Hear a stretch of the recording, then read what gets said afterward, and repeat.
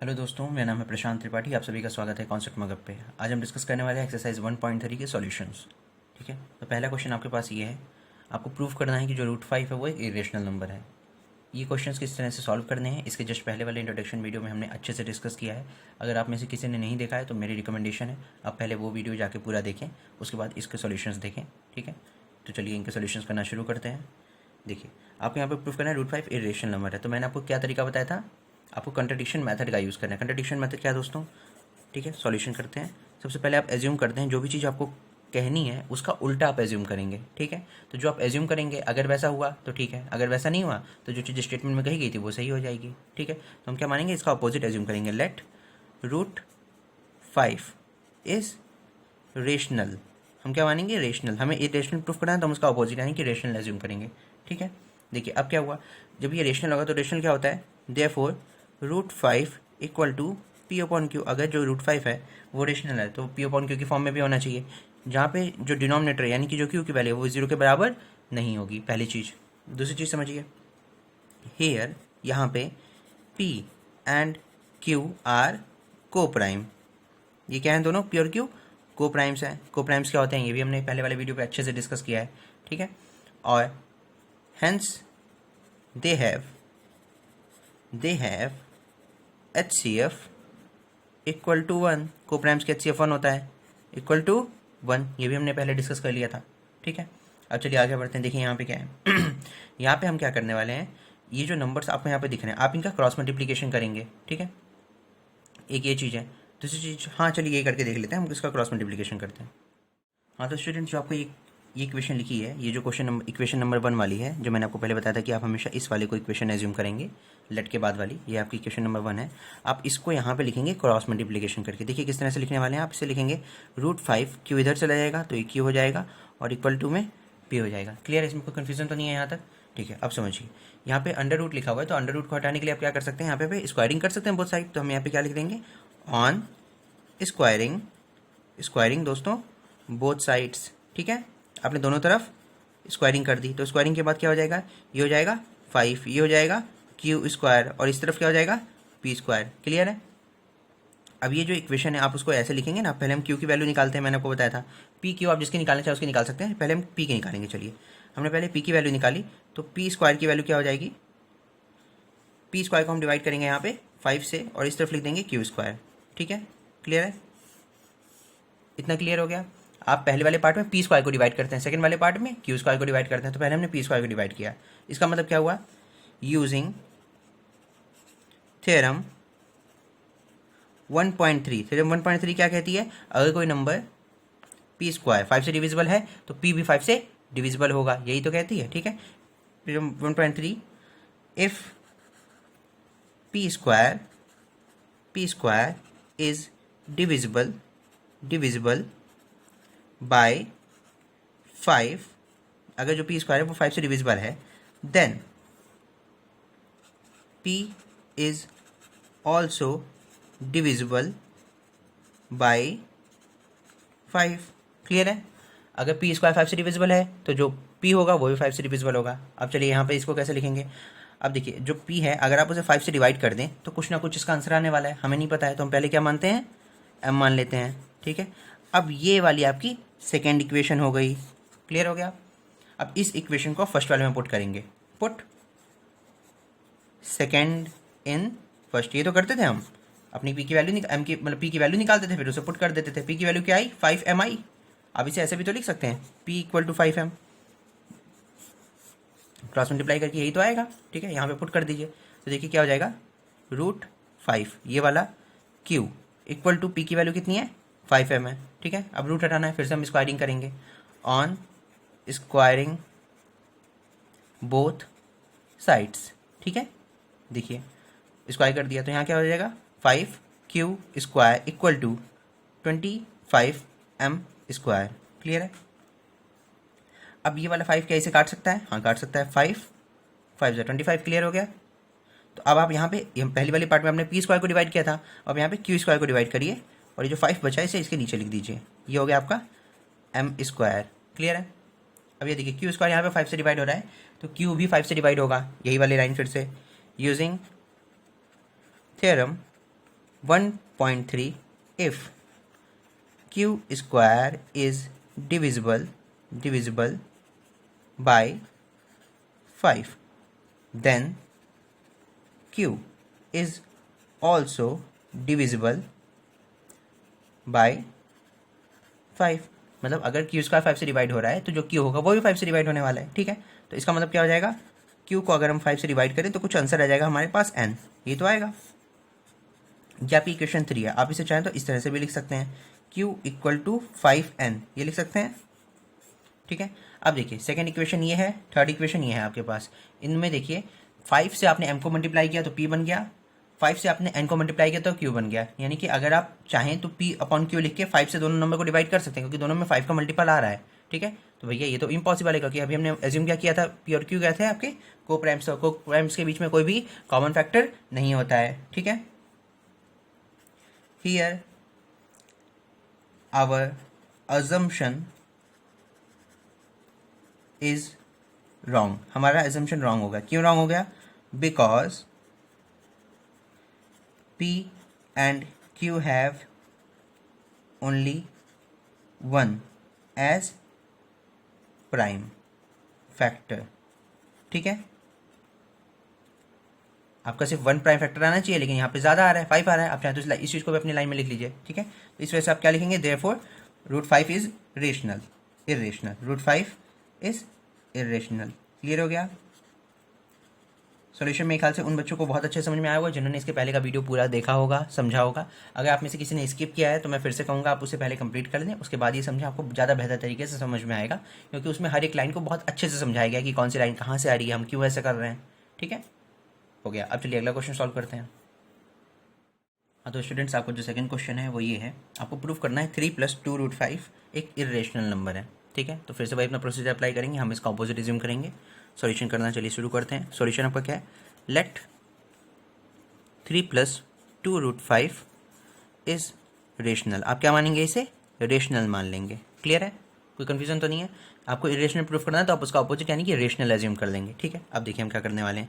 अब हमने इसे रेशनल एज्यूम किया तो क्या हो जाएगा, 3 + 2 √5 की जो वैल्यू आएगी वो p/q के फॉर्म में होनी चाहिए, क्योंकि ये रेशनल है। और q की वैल्यू यानी कि डिनोमिनेटर की वैल्यू कभी भी 0 नहीं हो सकती। जहाँ पे जो p और q हैं दोस्तों वो क्या होंगे बताइए, p एंड q आर को प्राइम्स। अभी हमने डिस्कस किया था थोड़ी देर पहले, बार बार यही चीज़ बोल रहे हैं, याद कर लीजिए आप।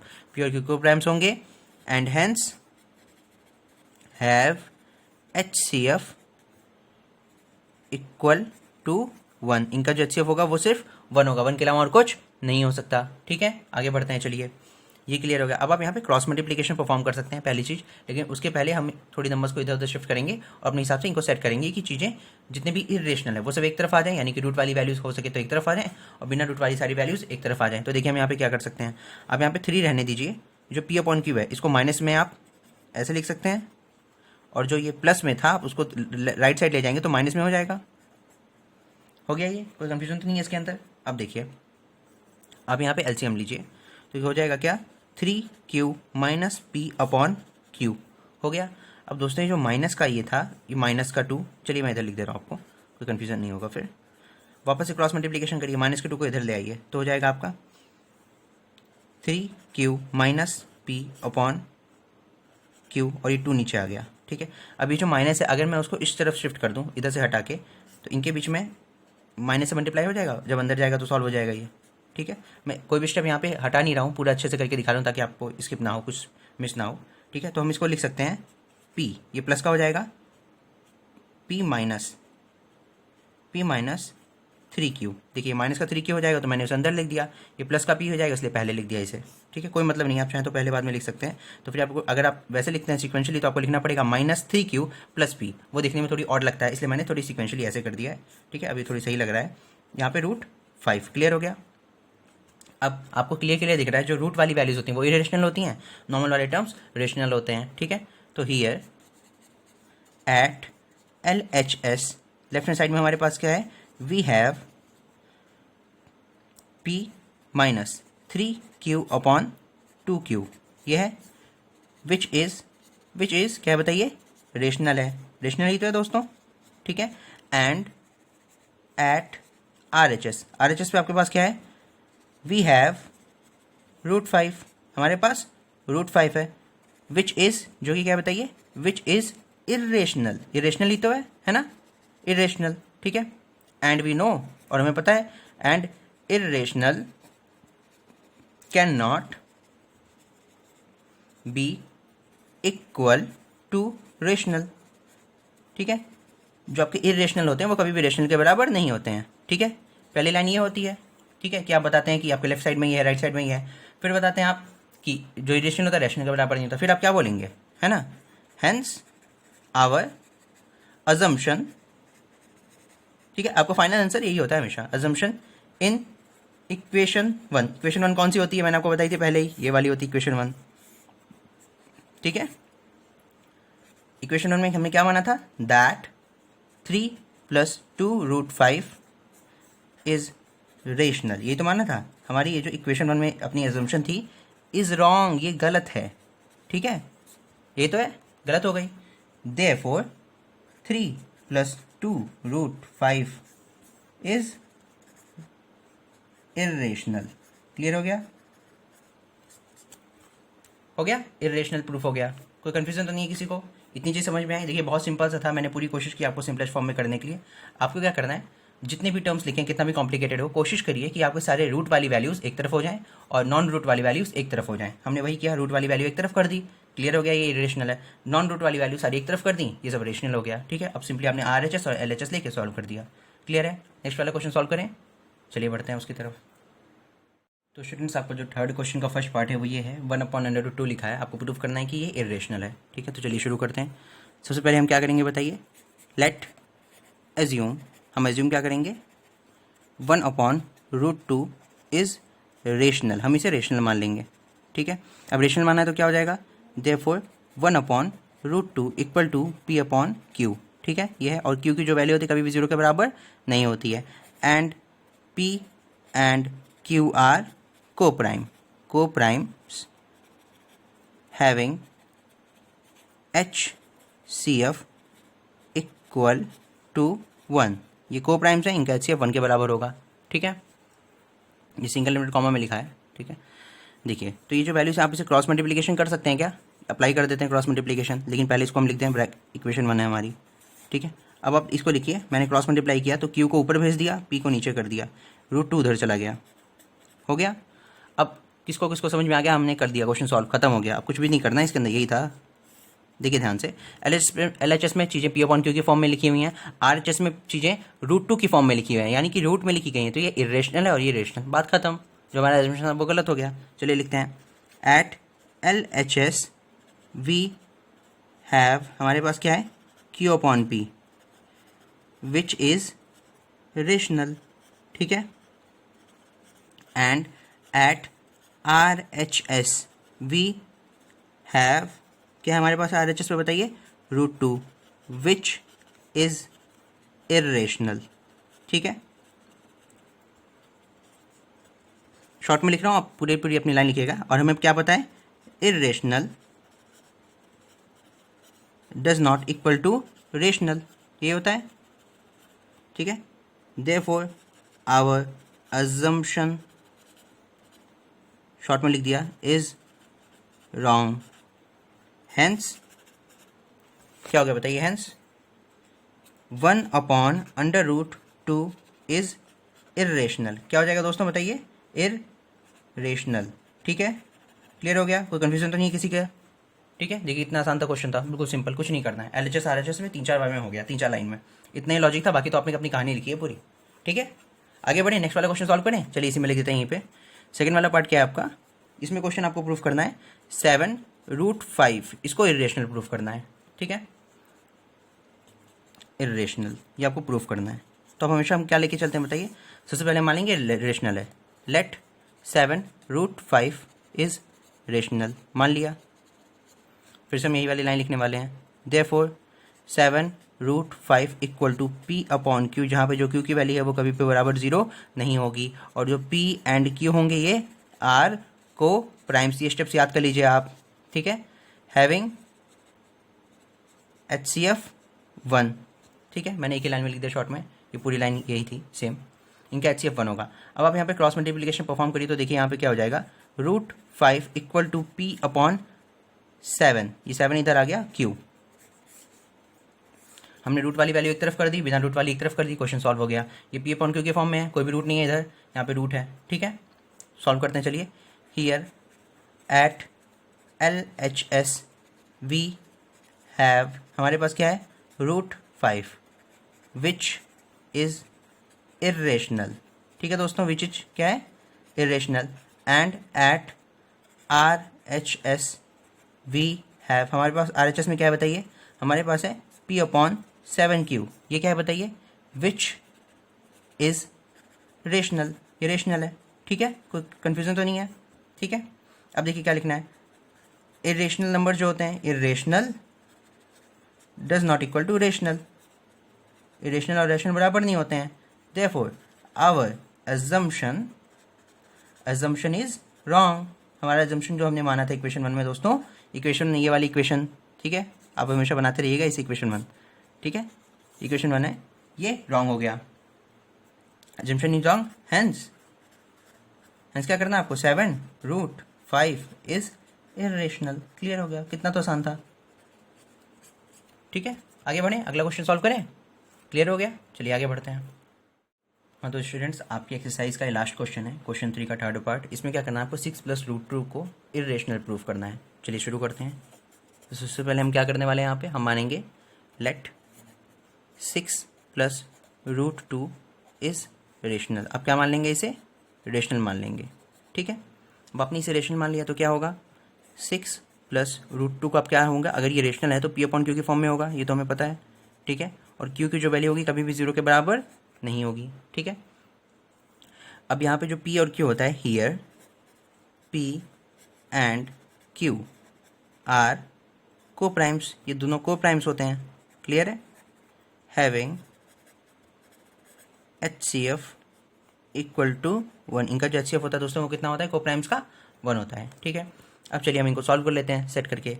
ये जो वैल्यू यहाँ पे लिखी हुई है 6 + √2, तो मैं इस प्लस वाले √2 को इस तरफ भेजूंगा तो माइनस में हो जाएगा, ठीक है। और ये P/Q को इधर भेजूंगा तो निगेटिव में हो जाएगा। तो क्या हम इसे ऐसे लिख सकते हैं, माइनस का √2, ऐसे लिख सकते हैं ना। तो देखिए लिख दिया हमने। अब हम इसका LCM लेंगे, तो LCM लेके आप क्या करेंगे, 6Q - P/Q, ठीक है। ये जो माइनस का था मैंने इधर कॉमन निकाल लिया, इसे कॉमन ले लिया, लेफ्ट साइड में भेज दिया और इधर √2 रहने दिया, ठीक है। अब जब हम इसे अंदर मल्टीप्लाई करेंगे तो यहाँ क्या हो जाएगा, देखिए ये प्लस का बन जाएगा P, तो P इस तरफ कर दिया लेफ्ट साइड में, माइनस का 6Q/Q, क्लियर है, √2। अब आप देख के बता सकते हैं कि ये इरेशनल और ये रेशनल है, तो वही चलिए लिख लेते हैं अपना LHS RHS। Here at LHS में हमारे पास क्या है, we have P + 6Q/Q which is rational, जो हमारे पास LHS है वो रेशनल है। एंड एट RHS में क्या है बताइए, RHS वी हैव √2 है हमारे पास, जो कि क्या है, विच इज इरेशनल, ठीक है दोस्तों। क्लियर हो गया, इतना समझ में आ गया आपको, ठीक है, ये हो गया। और जो इरेशनल होता है वो कभी भी रेशनल के बराबर नहीं होता, हमें ये वाली लाइन भी याद हो गई इतनी बार लिख के, ठीक है। तो इरेशनल कभी भी रेशनल के बराबर नहीं होगा, ठीक है। देयरफॉर आवर अजम्पशन, आगे बताइए क्या लिखने वाला हूँ मैं, इन इक्वेशन 1 कहाँ पे लिखते हैं बताइए, फिर से मैंने नहीं लिखा, भूल गया। आपको ये हमेशा याद करके इस वाली को इक्वेशन 1 बनाना है, ठीक है। इक्वेशन 1 में आपका जो अजम्पशन था वो गलत हो गया, इक्वेशन 1 अब इज रॉन्ग, गलत हो गया, ठीक है। देयरफॉर या हेंस 6 + √2 इज इरेशनल, क्लियर हो गया। तो यहाँ पे आपकी पूरी एक्सरसाइज कंप्लीट हो गई, उम्मीद करता हूँ आपको समझ में आई होगी अच्छे से, ठीक है। इनकेस आपको किसी वाले सेक्शन में लग रहा है कि जल्दी से हो गया, कुछ वाला हिस्सा मिस हो गया, तो आप इसे फिर से रिपीट करके देखिए, ठीक है। और हमारे चैनल को लाइक करें, शेयर करें, सब्सक्राइब करें, ठीक है। और आगे के सारे वीडियोज़ को ज़रूर देखिएगा। चलिए फिर मिलते हैं, थैंक यू।